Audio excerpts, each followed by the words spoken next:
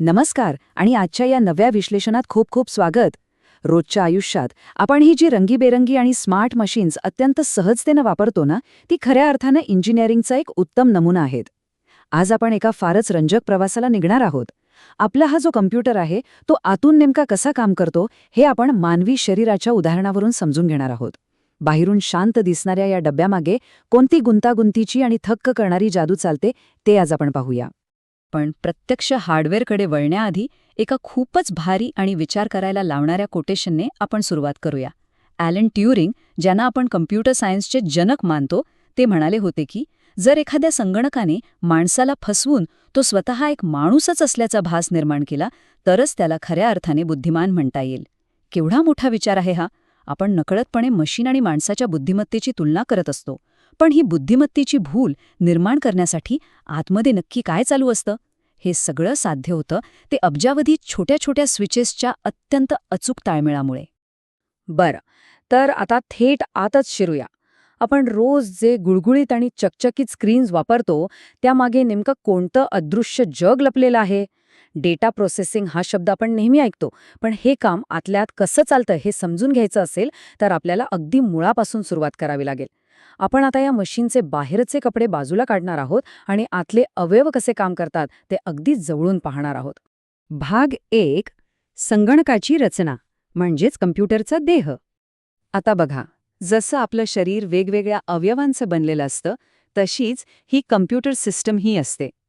यातल्या इनपुट आणि आउटपुट उपकरणांची तुलना आपण थेट आपल्या ज्ञानेंद्रियांशी आणि अभिव्यक्तीशी करू शकतो. हा झाला कम्प्युटरचा बाह्य देह, जो बाहेरच्या जगाशी संवाद साधतो. कीबोर्डसारखे उपकरणे इनपुट घेतात, म्हणजे जेव्हा आपण एखादी की दाबतो तेव्हा त्या प्रत्यक्ष ॲक्शनचं एका डिजिटल सिग्नलमध्ये रूपांतर होतं, जेणेकरून आतल्या मेंदूला ते समजू शकेल. अगदी आपले डोळे आणि कान जशी माहिती गोळा करतात तसंच काहीसं. आणि दुसऱ्या बाजूला असतो मॉनिटर, जो आउटपुट देतो.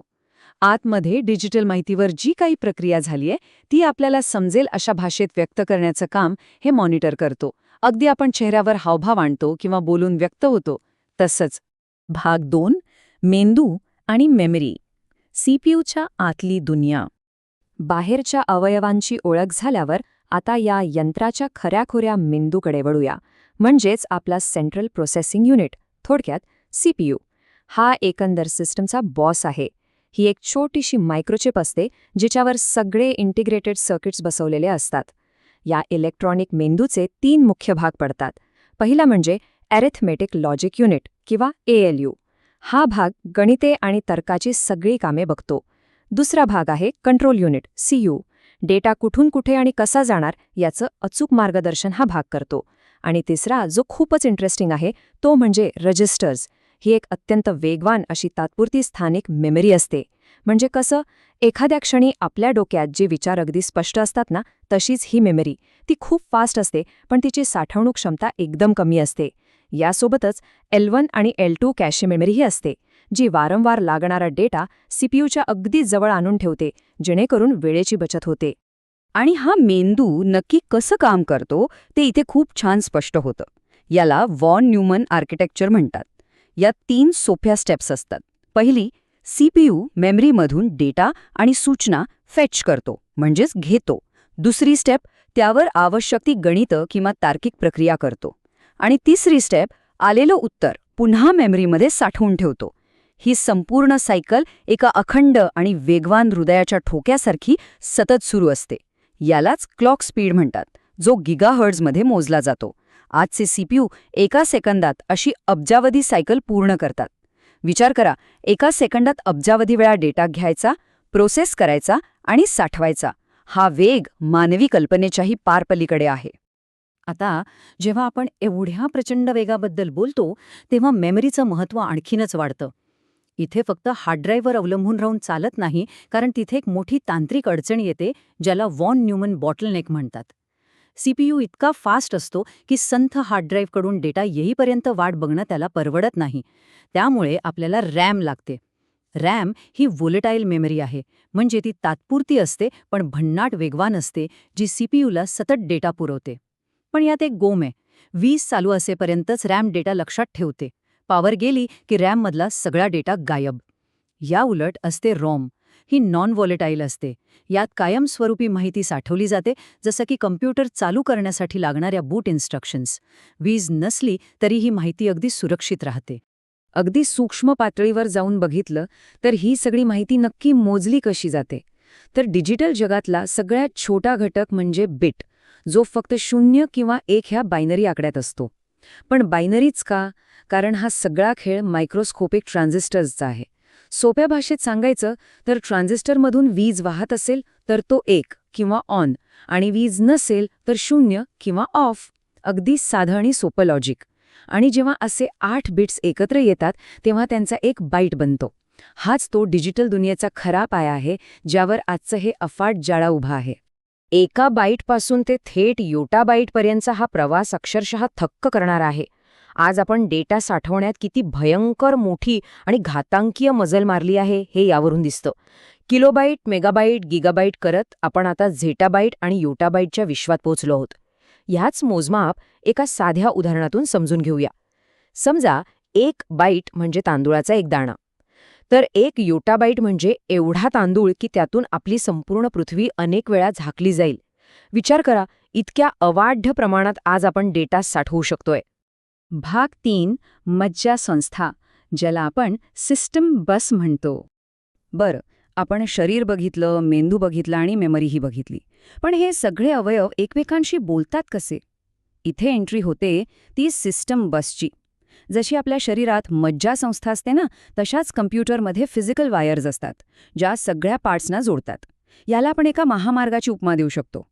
ॲड्रेस बस ही वन वे असते. ती एखाद्या GPS प्रमाणे मेमरीमधला अचूक पत्ता शोधते. कंट्रोल बस एखाद्या ट्रॅफिक सिग्नलसारखं काम करते, जी वाहतुकीचे नियम आणि संकेत पाठवते. आणि सर्वात महत्त्वाची म्हणजे डेटा बस. हा तो मुख्य रस्ता आहे ज्यावरून माहितीचा माल किंवा कार्गो दोन्ही बाजूनी वाहून नेला जातो. आणि हे सगळं ट्रॅफिक जॅम होऊ न देता अत्यंत कुशलतेने हाताळण्याचं काम मेमरी कंट्रोलर करत असतो. भाग 4. संगणकाची उत्क्रांती, एक ऐतिहासिक दृष्टिकोन.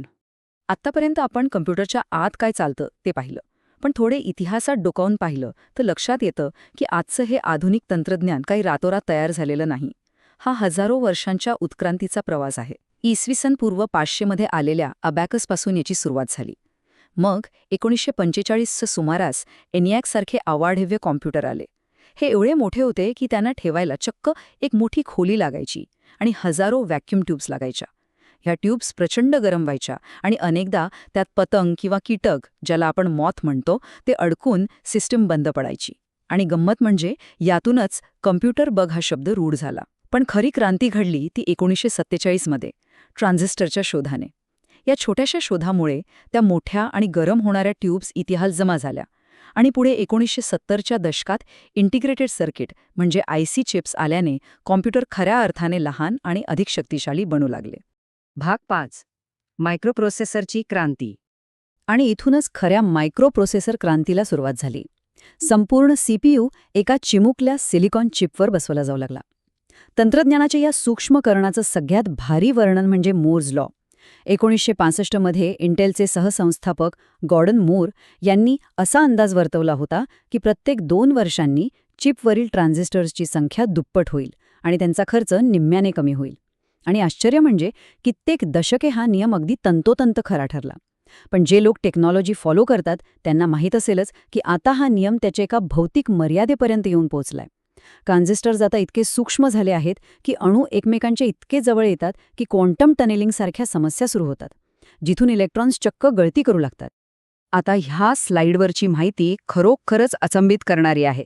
वेगवेगळ्या पिढ्यांमध्ये कॉम्प्युटरचा विकास किती वेगाने झालाय बघा. पहिल्या पिढीतील इंटेल 8080 मायक्रोप्रोसेसरमध्ये फक्त 1 किलोबाईट, होय फक्त 1 KB मेमरी होती आणि तो एका वेळी एकच काम करू शकायचा. तिथून आपण थेट आजच्या 5व्या पिढीतील मल्टी कोर प्रोसेसर्सपर्यंत आलो आहोत. हे प्रोसेसर्स एकाच वेळी अनेक कामे चुटकीसरशी करू शकतात. म्हणजे जणू काही एकाच चिपवर अनेक समांतर विश्वे एकत्र चालत आहेत आणि तेही 64 GB किंवा त्यापेक्षा जास्त मेमरीच्या ताकदीसह. एका साध्या चिपच्या वेगात आणि मेमरी क्षमतेत झालेली ही प्रचंड झेप मानवी बुद्धीची खरंच दाद देण्यासारखी गोष्ट आहे. तर एका साध्या अबॅकसपासून ते आजच्या अत्यंत ॲडव्हान्स्ड मल्टीकोर उपकरणांपर्यंतचा हा सगळा थक्क करणारा प्रवास आपण अनुभवलाय.